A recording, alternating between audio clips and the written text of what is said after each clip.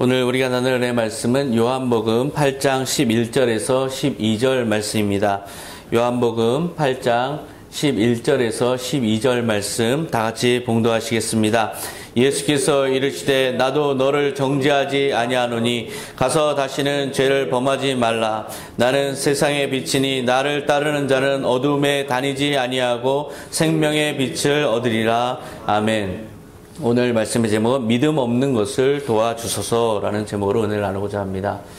이 지금 상황은 가늠하다 현장에서 잡힌 여인을 많은 유대인들이, 율법 학자들이, 그리고 사람들이 분노해서, 그런 죄를 저지른 이 여인에 대해서 분노해서 여인을 끌고 왔을 때 예수님께서 그 여인을 용서해 주시면서 하신 말씀이에요. 나도 너를 정죄하지 않겠다. 그러니까 가서 다시는 죄를 범하지 말라.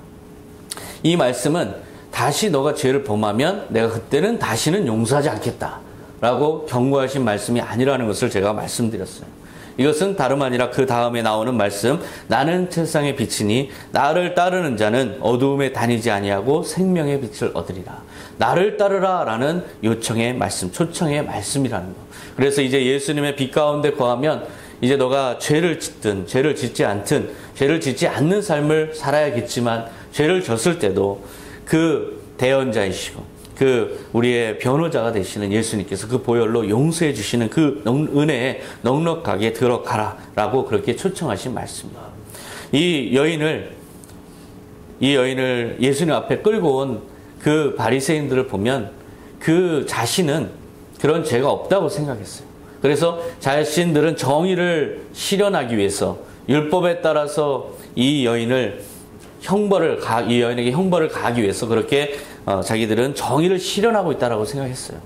그런데 많은 심리학자들이 이야기하듯이 분노라는 것은 그 본질이 바로 대상에게 비치는 자신의 얼굴, 그 자신의 모습에 분노하는 것이라고 많이들 이야기하잖아요. 이 율법학자들도 사실은 자기의 내면에 그런 죄가 있었다는 것을 우리가 알 수가 있어요. 예수님이 그들에게 누가 너희 중에 먼저 죄 없는 자가 돌로 치라 라고 했을 때 그들이 다 주저하고 도망갔잖아요. 결국은 그 분노의 대상 속에서 사실은 자신의 양심이 자기도 바로 그런 모습이 있다는 걸 보여준 거죠. 그렇게 분노라는 것은 기본적으로 타인을 향하지만 사실은 타인의 모습 속에 비치는 자신의 못난 얼굴을 보게 되고 비난하게 되고 그 수치를 느끼게 되고 그래서 처단하려는 그런 동기에서 분노가 일어나는 것. 이것이 바로 분노의 본질입니다. 그래서 저는 지난 한 주 동안 제 마음을 아프게 한 사건을 이야기할 수밖에 없어요. 이천에서 3살 여아를 잠을 자지 않고 보챈다는 이유로 그 친모와 외할머니가 나뭇가지와 훌라후프로 1시간, 2시간씩 폭행해서 출혈로 인해서 그렇게 실혈사했어요. 너무 과다 출혈로 인해서 죽은 것이죠. 저는 그 사건의 본질을 보면서 어떻게 친모가 그렇게 폭행을 했을까? 어떻게 왜 그 아이가 아무리 그 잠을 안 잔데도 아예 키워보면 알잖아요. 사실은 걱정이 돼서 우리가 재우려고 하잖아요. 근데 어떻게 그렇게 죽일 때까지 때렸을까? 사실 그 마음속에는 자기를 버리고 떠난 배우자, 그 배우자의 모습을 그 아이의 모습에서 보지 않았을까? 그에 대한 미움, 그리고 그 자기의 망가진 인생이 그 아이의 보채는 모습 속에서 투영되지 않았을까? 그 자기 자신에 대한 분노로 그들은 이성을 잃고 죽기를 바라는 그런 마음으로 죽이려는 의도를 가지고 그렇게 폭행한 것처럼 바로 그런 분노를 참지 못한 모습을 볼 수가 있어요. 이러한 모습에는 거기에 보면 그 내면에는 사실상 자기가 운명의 결정자라는 그런 전제가 깔려 있어요. 이 분노를 할 때는 그 속에는 내가 이 모든 대상에 대해서 내가 처단자라는 그런 의식이 깔려 있어요. 하나님의 사랑하는 자녀요, 우리가 선한 청직이라는 의식을 순간적으로 망각하는 거죠.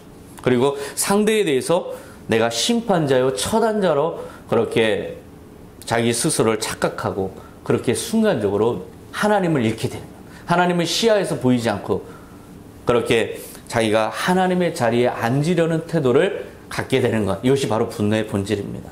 그렇기 때문에 하나님께서는 그런 모습에 대해서 그것은 믿음이 없는 것이다. 순간적으로 하나님의 경외하지 않는 그 모습에 하나님은 그것이 믿음이 없는 것이다 라고 판단하시는데요. 바로 그런 믿음이 없는 삶에서 벗어나서 하나님의 은총을 받고 하나님의 사랑을 받을 수 있는 자녀가 되기 위해서는 다시는 죄를 범하지 않으려는 노력과 함께 예수 그리스도의 빛에 거해야 된다. 예수님의 은혜 아래 항상 거해야 된다. 그렇게 말씀하신 것이죠.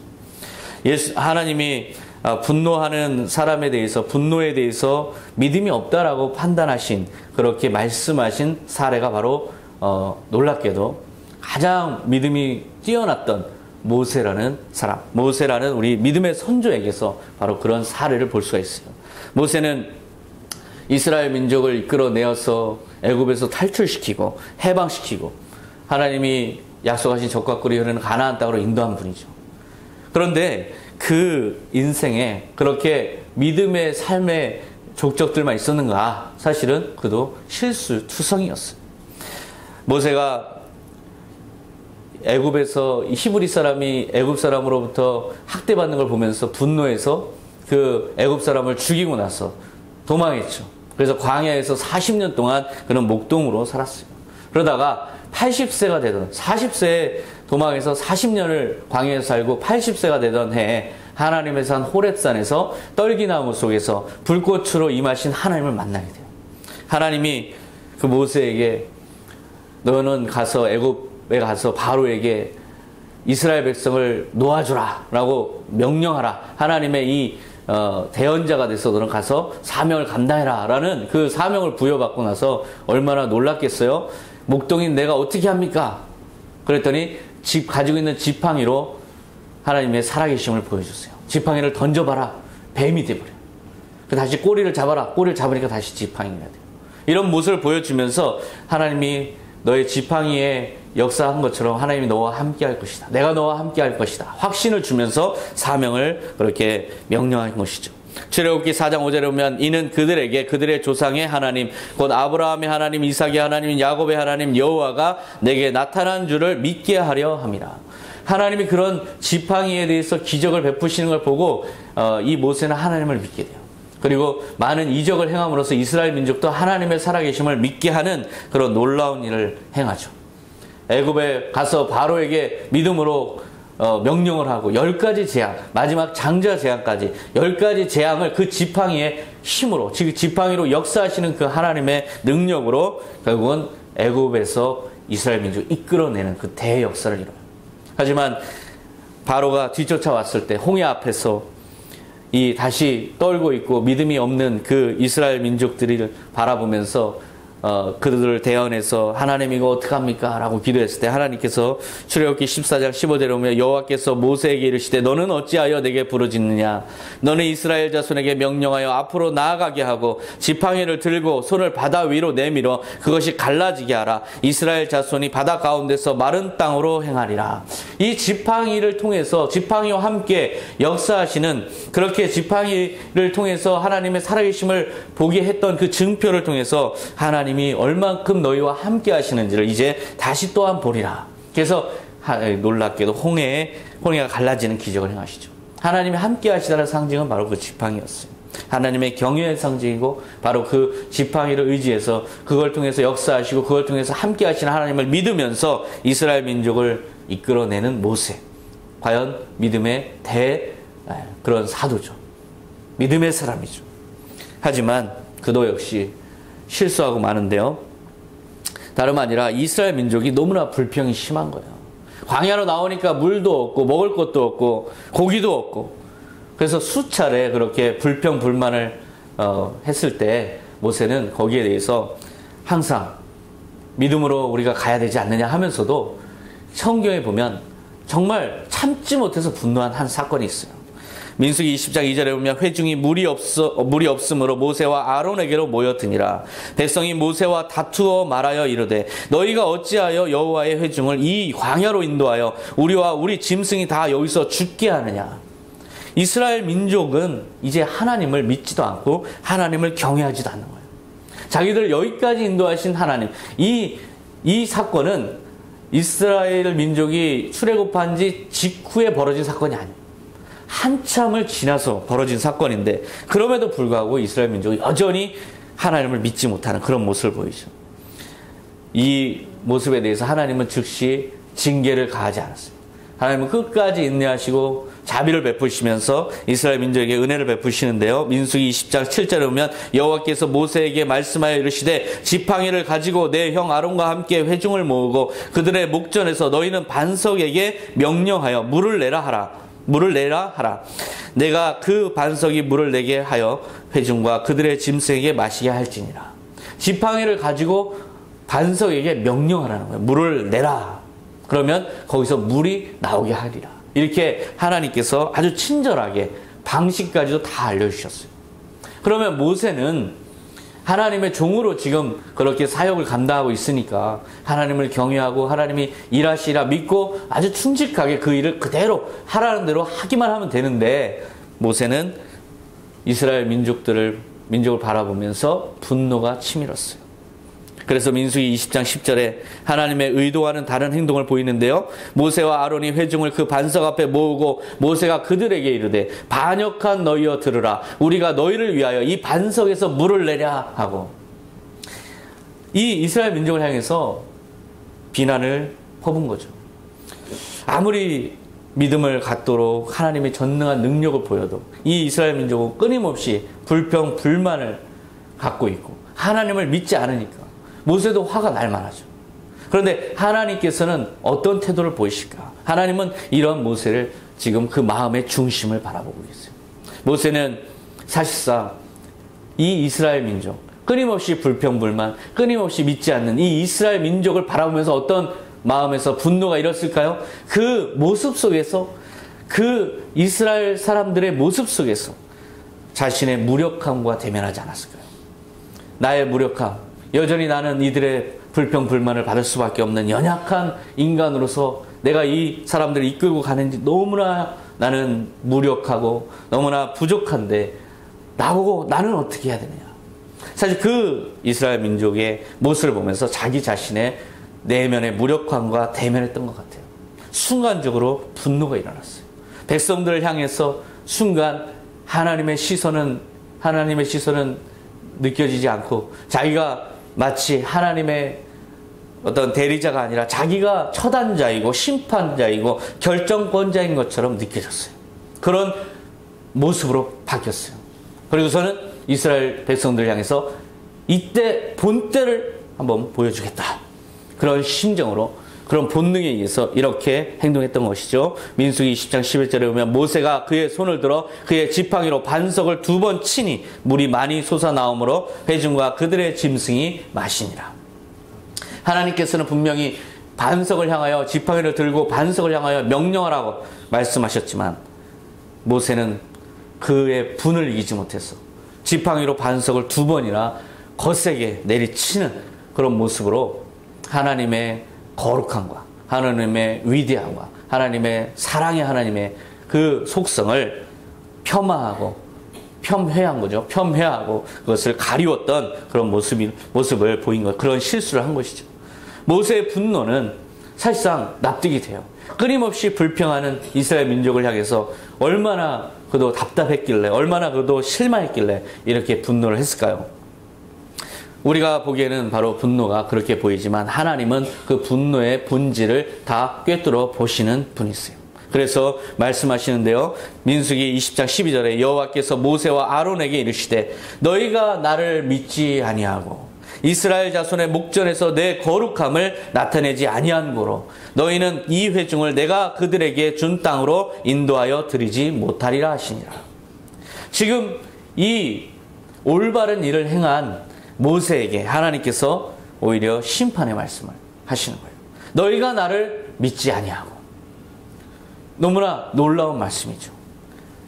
하나님이 주권자이시며 자기들은 선한 청지기에 불과하다. 그래서 하나님의 명령을 충직하게 따르는 것이 자신의 본분이라는 생각을 망각한 채 순간 자기가 하나님의 자리에 올라서 그렇게 처단자로서 결정권자로서 분노를 표출한 것에 대해서 하나님께서는 너희가 나를 믿지 아니하고 이렇게 평가하신 거예요.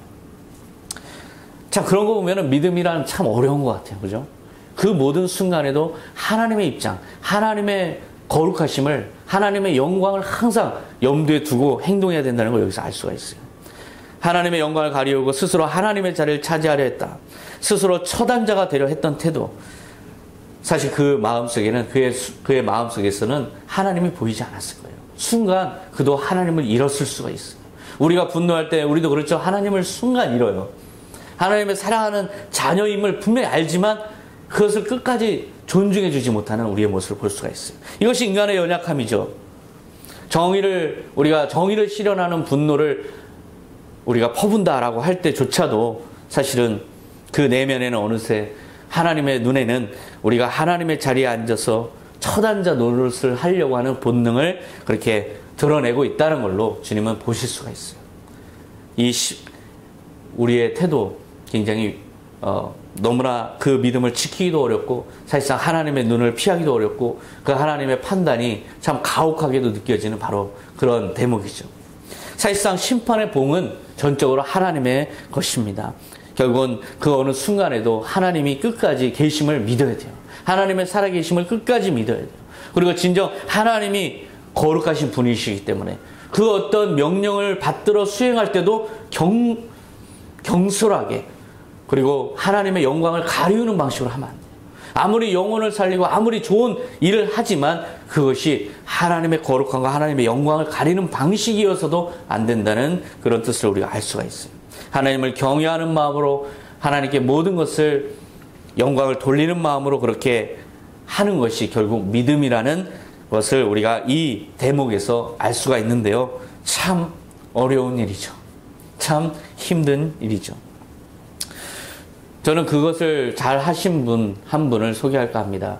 이혜인 수녀, 우리와는 개신교와는 좀 다른 종파이긴 하지만 이분은 우리가 모두가 다 존경하는 그런 수녀님이시죠. 12월의 편지라는 수필에서 암과 싸우고 있는 자기 자신의 그 투병 원칙을 제시했어요. 이것이 바로 명랑투병 4대 원칙인데요. 사실상 그분은 열심히 그동안 하나님의 명령을 수행했던 분이세요. 그런데 자기가 암에 걸렸을 때 얼마나 마음에 자괴감이 들고 하나님에 대해서 섭섭한 마음이 들고 그리고 자기 자신에 대해서 회의감이 들지 않았겠어요. 그럼에도 불구하고 그는 끝까지 믿음을 지키는 이 명랑투병 4대 원칙을 제시했어요. 첫 번째 원칙을 보면 무엇을 달라고 청하기보다는 이미 받은 것에 감사하는 기도를 드리자. 이미 받은 것, 우리가 받은 것, 우리가 이미 누리고 있는 것, 우리의 형제, 자매, 가족, 그리고 일할 거리, 모든 것 이미 가지고 있는 것에 감사하라. 이것은 겸허한 마음을 갖게 해요. 그래서 자기 자신을 분노로부터 구출해주는 그런 아주 좋은 생각이죠. 또 두 번째는 늘 당연하게 받아들이던 것도 기적처럼 놀라워하면서 감탄하자. 사실상 우리가 일상에서 맞닥뜨리는 모든 일들이 일상이 아니라는 거죠. 사실상 그것들은 하나님의 그날에 일용할 선물들, 우리에게 주신 하나님의 선물들임을 감탄하자.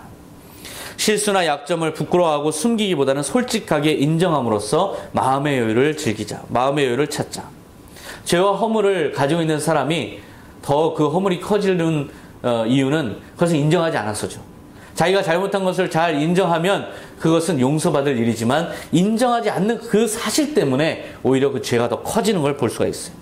모든 것에 인정할 줄 아는 태도를 갖자. 나의 죄와 허물과 잘못을 주님께 인정하고 용서를 빌고 또 그렇게 해서 용서받게 됐을 때 다른 사람을 또한 용서해 줄 수 있는 그러한 진솔한 마음을 갖자. 이것이 바로 명랑 원칙이에요.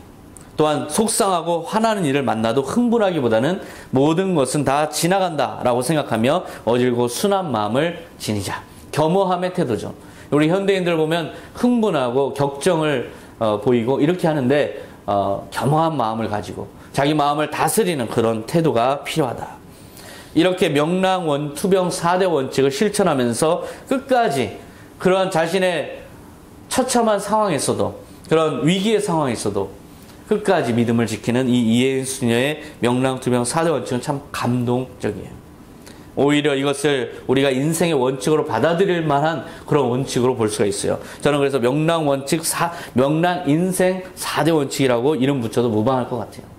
이 한마디로 이 핵심은 기적이라는 것은 우리가 기적을 보기 때문에 감사하는 게 아니라 우리가 감사하면 기적이 일어난다.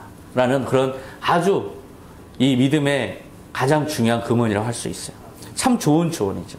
일단 자신의 못났음, 부족함을 인정하려는 태도 굉장히 중요해요. 우리는 항상 그렇게 남에게 분노하기보다는 먼저 그렇게 분노가 일어날 때도 그걸 다스리면서 내 부족함이다 라고 인정하는 그런 마음을 갖는 거 굉장히 중요하죠. 주님께서 구원하심을 감사하면서 날마다 우리가 감사를 드린다는 건, 감사라는 건 기본적으로 대상이 있는 거잖아요. 하나님의 계심을 인정하는 그 믿음을 보여드리는 거예요. 최소한 또한 내가 이 작은 거지만 이것만큼은 내 주변 사람들한테 해줄 수 있다는 것, 그 사실에 만족하면서 그렇게 믿음을 유지하면서 모든 인생의 험난한 순간순간을 헤쳐나가는 것, 굉장히 중요한 원칙인 것 맞아요. 하지만 저는 이 명랑 원칙, 명랑투병 4대 원칙을 접하면서 내가 그런 상황이 됐을 때 나는 과연 그렇게 살 수 있을까? 과연 내가 그렇게 믿음을 지킬 수 있을까에 대해서 사실은 확신할 수가 없었어요. 이것은 정말 어려운 일이 아닐까. 우리 삶을 한번 보세요. 우리 삶이, 우리 현실을 보면 그렇게 정적이지가 않아요. 정말 순간순간 욱하는 일들이죠. 우리가 나빠서 그렇게 분노를 하는 거 아니죠. 순간 욱하는 거예요. 순간 정의가 아니라고 생각하면 우리가 화를 내는 거죠. 그렇게 역동적이고 그렇게 아주 돌발적인 그런 일들이 우리에게 닥쳐오고 있어요. 우리가 처한 현실은 그렇게 낭만적이지가 않다는 게 문제예요.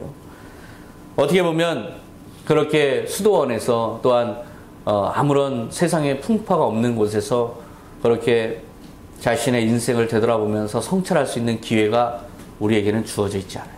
우리는 사실 성경 속에서 풍랑을 만난 제자들과 같은 삶을 살아가고 있어요. 언제 한 번 더 몰아치면, 이제 세상의 풍파가 한 번 몰아치면 언제 뒤집힐지 모르는 그런 위태로운 삶, 그것이 바로 우리 삶이 아닐까. 위태로운 항해를 하고 있는 우리 아닐까.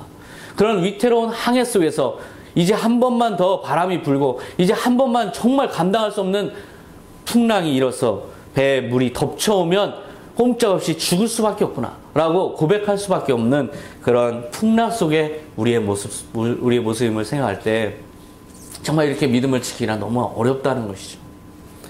그렇게 믿음을 지키는 거 해야 되고 마땅히 우리가 해야 할 도리지만 우리의 현실은 그렇지가 않다는 것. 그래서 저는 성경 속에서 하나의 예화를 찾았어요.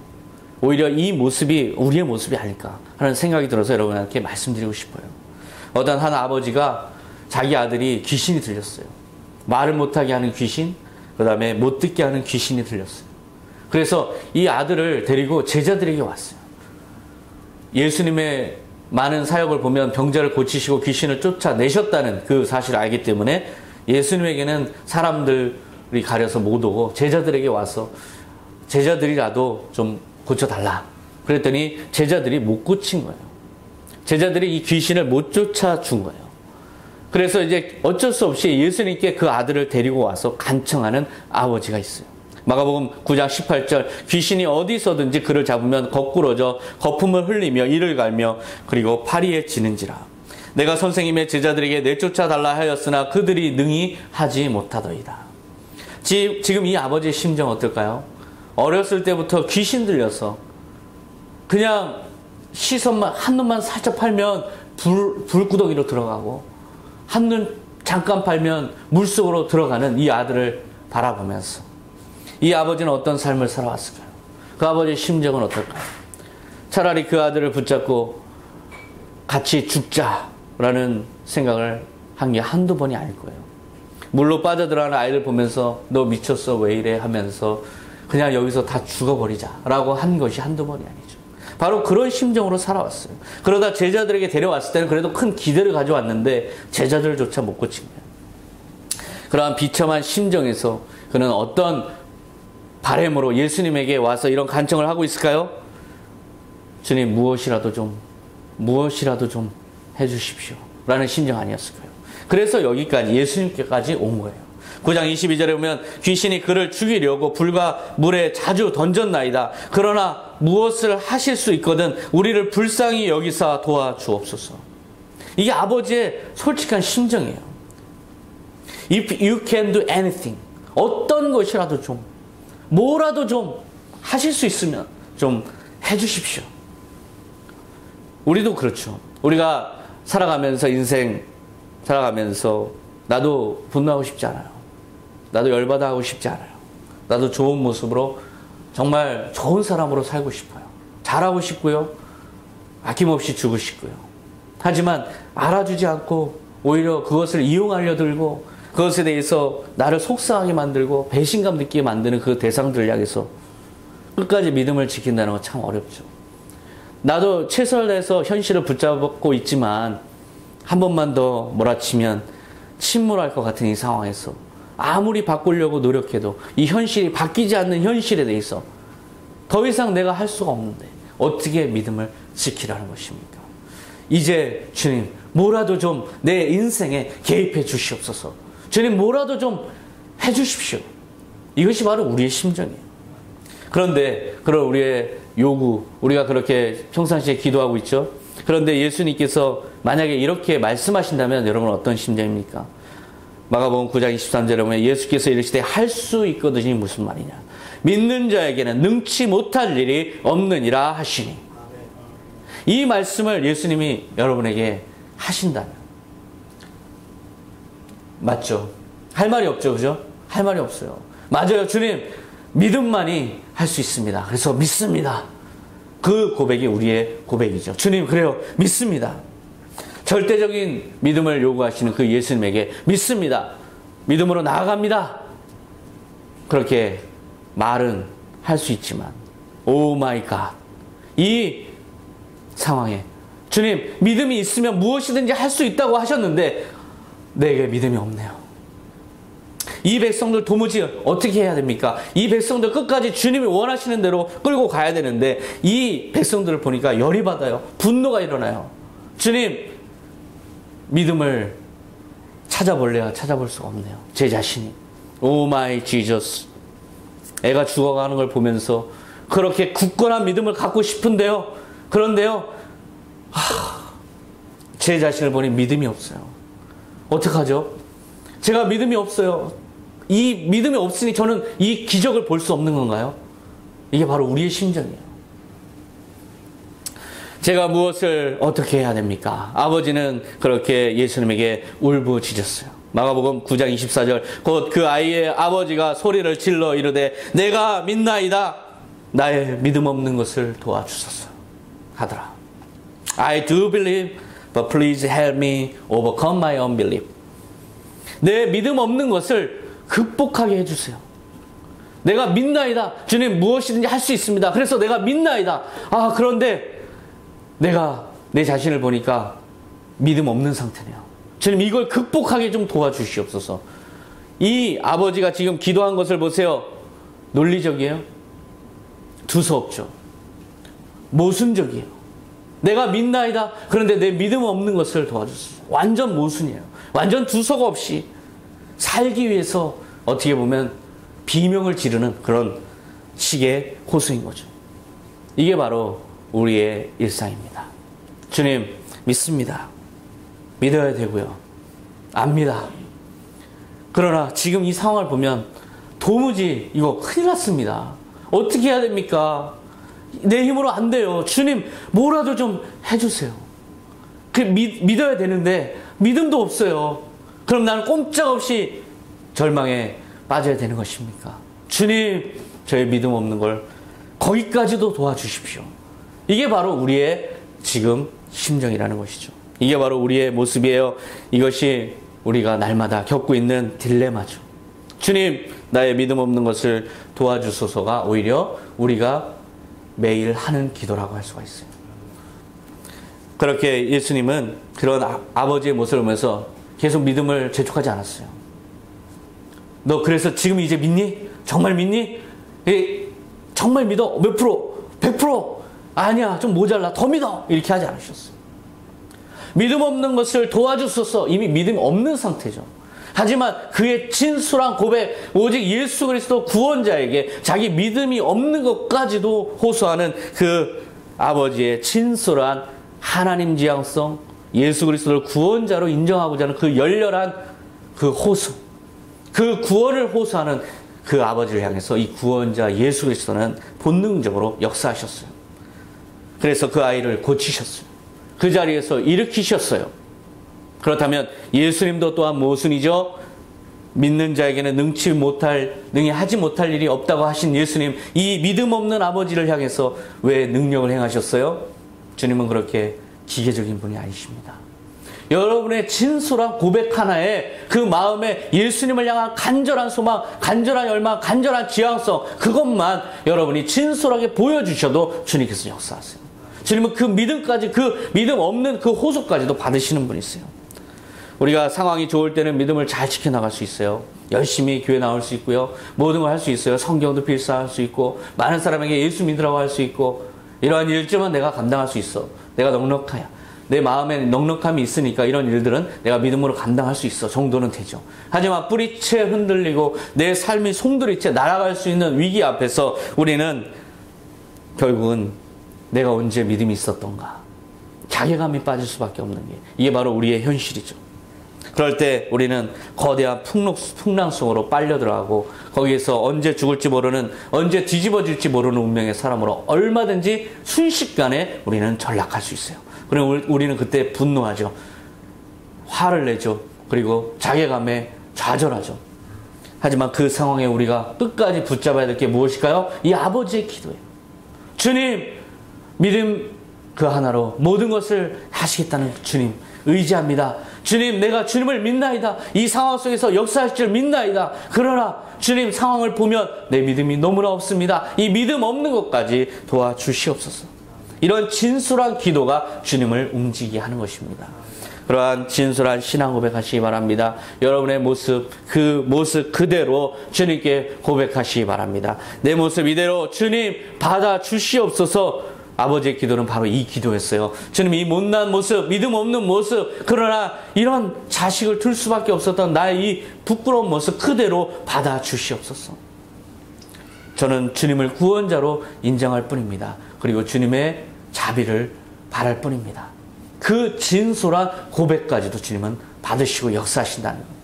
그러한 고백, 여러분 고백 되시기 바랍니다. 날마다 힘든 삶 가운데 너무나 믿음 없는 자신을 날마다 자책하시죠. 그러지 마시고 믿음이 없는 나의 진솔한 고백, 주님, 나의 믿음 없는 것을 극복할 수 있도록 도와주소서 하는 그 아버지의 호소까지도 주님 받으시고 그 진솔함을 주님께서 기쁘게 받으셨다는 것, 그 모습 그대로 받으셨다는 것, 거기에 희망을 가지시고 오늘 우리의 이 모습 이대로 주님께 내어드린 여러분 되시기 바랍니다. 기도하겠습니다. 하나님 아버지 감사합니다. 주님, 날마다 풍랑 속에 주님 살아가고 있습니다. 주님, 나도 모르게 분노가 치솟고 아버지여 주님 실망이 밀려오고 아버지 희망이 사라지고 무망함에 주님 좌절감이 듭니다. 주님, 그럴 때 믿음으로 살아야 된다는 것 압니다. 주님, 믿음으로 살아야지요. 하지만 주님, 믿음이 안 생깁니다. 믿음이 너무나 없는 것 같습니다. 그래서 주님 앞에 감히 고개도 들지 못합니다. 주님, 그러나 이 시간 이 귀신 들린 아들을 데리고 온 아버지의 심정, 바로 내 심정입니다. 주님, 내가 주님을 믿습니다. 그러나 나의 믿음 없는 것을 도와주시옵소서. 믿음 없는 것을 극복할 수 있도록 힘을 주시옵소서. 믿음을 공급하여 주시옵소서. 주님, 이 모습 이대로 받아 주시옵소서. 모든 것 주님께 감사드리며 예수님의 이름으로 기도하옵나이다. 아멘.